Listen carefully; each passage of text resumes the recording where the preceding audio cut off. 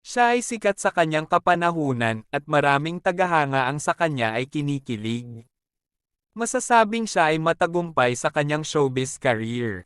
Ngunit ang lahat ng ito ay hindi naging madali sa kanya upang marating ang rurok ng tagumpay kahit na siya ay galing sa lahi ng mga kilalang artista at politika. Sa videong ito aalamin natin ang buhay ni Donnie Pangilinan bago siya makarating sa tugatog ng tagumpay. Halina kayo, samahan niyo ako. Alamin natin ang kwento ng buhay ni Donnie Pangilinan.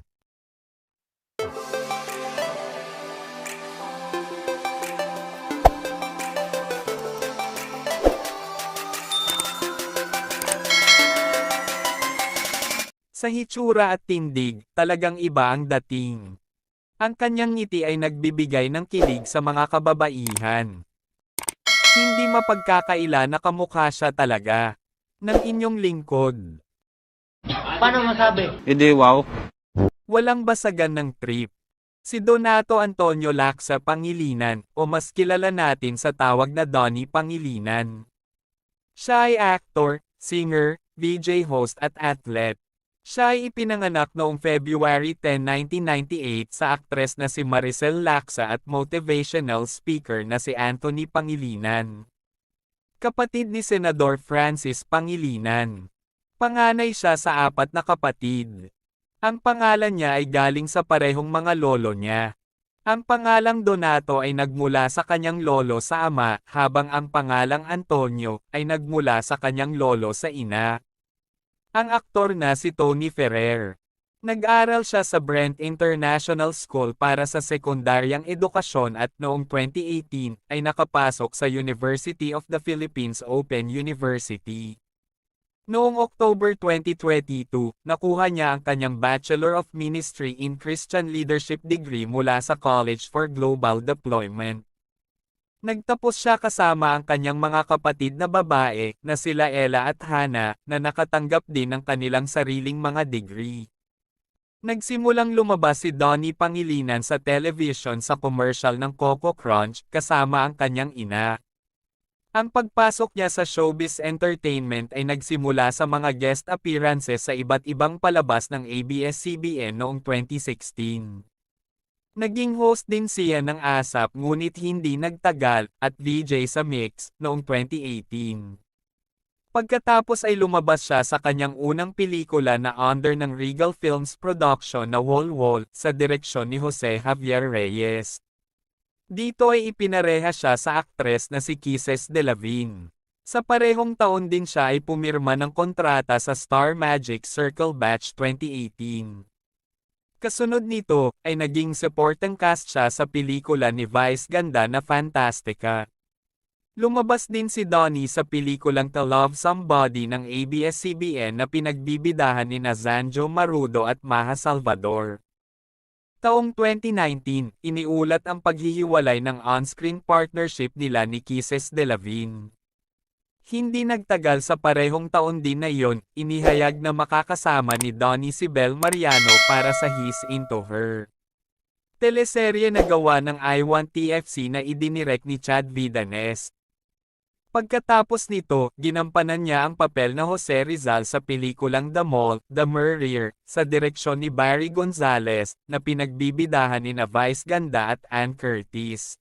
Noong 2020, nagkaroon ng unang lead role si Donnie Pangilinan sa pelikulang James and Pat and Dave, na lumabas kasama sina Ronnie Alonte at Loisa Andalio.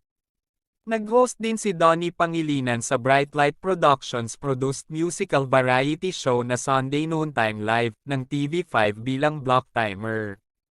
Kinansela ang panandaliang palabas pagkatapos ng 3 buwan, at kasunod nito, ay nag-renew ng kontrata si Donnie sa Star Magic noong Pebrero 2021. Sa year 2021 pa rin, ang pinakahihintay na seryeng He's Into Her kasama ang kanyang bagong ka-love team na si Bel Mariano, ay nagkaroon ng record-breaking sa pag-ere nito. Ipinalabas ito sa streaming platform na I Want TFC. Sa paglabas nito, dumami ang mga manunood na gustong mapanood ng premiere episode. Ang serye ay nagmarka na isang malaking tagumpay dahil ito ay patuloy na nagtrending sa kabuuan. Tumulong din ito sa iWantTFC app na manguna sa lahat ng libreng entertainment app sa bansa. Ito rin ang numero 1 pinakapinapanood na serye sa streaming platform. Para sa soundtrack ng serye, nag-duet si Donnie at Belle sa hit version single sa ilalim ng Star Music. Kasunod ng tagumpay ng serye, pinangunahan ng cast ang isang espesyal na online concert ang kanilang teleserye. Upang tangkilikin ng mga tagahanga sa pamamagitan ng streaming platform na KTXPH. Ang mga VIP ticket ay naubos agad pagkatapos lamang ng 3 araw. Matapos ang matagumpay na konsyerto, inilabas ng ABS-CBN Entertainment ang He's Into Her The Journey. Isang dokumentaryo tungkol sa paggawa ng serye.